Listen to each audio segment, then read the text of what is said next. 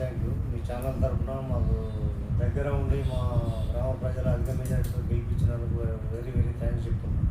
Okay sir, రాబోయే 5 సంవత్సరాలలో మీ గ్రామాన్ని మీరు ఎలా డెవలప్ చేద్దాం అనుకుంటున్నారు? మా గ్రామ ప్రజల సహకారంతో ప్రతి ఒక్కటి మన డ్రైనేజ్ కానీ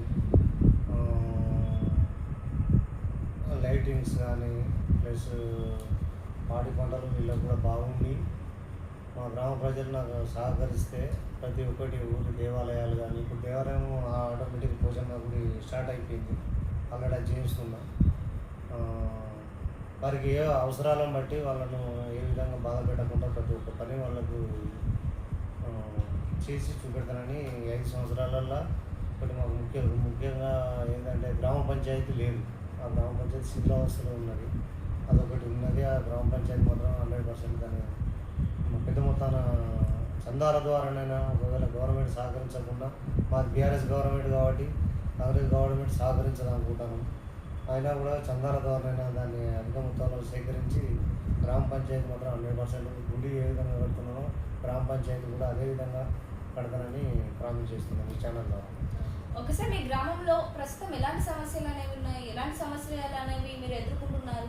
మా గ్రామ పంచాయతీలో ఇదివరకు ఏది ఉన్నా కూడా గ్రామ పంచాయతీలో చాలా సమస్యలు. మాకు దాదాపు డ్రైనేజ్ లేదు, మాకు రోడ్లు సరిగ్గా లేవు. ప్లస్ ఈ 2 ఇయర్స్ ఈ స్పెషల్ పాలన చేపట్టి మొత్తం దరిద్రంగా తయారైంది విలేజ్.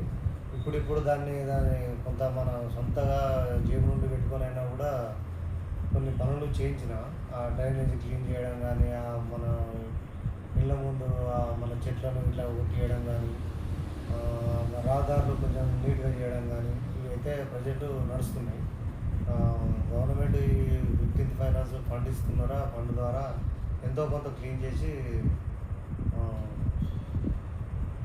గ్రామ ప్రజలకు తోడుగా ఉంటానని అనుకుంటున్నాను. ఓకే సార్, మీ పాలకవర్గం మీతో ఎలా ఉంటుంది? మా పాలకవర్గం బాగానే ఉంటుంది. పాలకవర్గం వల్ల కూడా మాకు ఏం ఇబ్బంది లేదు. పాలకవర్గం సభ్యులు కూడా మా వార్డు మెంబర్లు వాళ్ళ సహకారంతో ఈ ఒకటి వాటర్ ఫెసిలిటీ బాగా తక్కువ ఉన్నది. మాకు ఒకటి బావి ఉంటుంది, ఆ బావి ఒక 1.5 కిలోమీటర్ నుంచి మాకు పైప్ లైన్ ఉంటుంది. అది ఒక 20 ఇయర్స్ బ్యాక్ వేసిన పైప్ లైన్. అది 20 ఇయర్స్ బ్యాక్ నుండి వేసిన పైప్ లైన్ అది లీకేజ్ వల్ల వాటర్తో చాలా ప్రాబ్లం అవుతుంది. ఈరోజే మీరు వచ్చిన ఇంతకుముందే మిషన్ దగ్గర ఈ గారు వచ్చిపోయాడు. నిన్న వేరే కంప్లైంట్ ఇస్తే ఈ గారు వచ్చి దానికి ఒక సొల్యూషన్ చెప్పిపోయాడు. దాన్ని రేపు కంప్లీట్ చేయడానికి సన్నాహాలు చేస్తున్నాం. ఓకే సార్, ఫైనల్ కోసం మా ఛానల్ ద్వారా ఇంకేమైనా చెప్పాలనుకుంటున్నారా? ఇప్పుడు మా పార్టీ తరఫున, మా బీఆర్ఎస్ పార్టీ తరఫున మాకు పెద్ద దిక్కైన మా డాక్టర్ పల్లారాజేశ్వర రెడ్డి గారు ఉన్నారు. మా పల్లారాజేశ్వర రెడ్డి గారు మా ఊరికి ఒకటి గుడ్ ఆప్షన్. అంటే అది ఆప్షన్ ఏంటిదంటే మా విలేజ్లో ఏ జబ్బు కానీ జలుబులు కానీ పేద ప్రజలకు ఏమైనా కూడా అతని హాస్పిటల్లో మాకు ఫ్రీగా చికిత్స పొందే అవకాశం మాకు ఇచ్చిండు.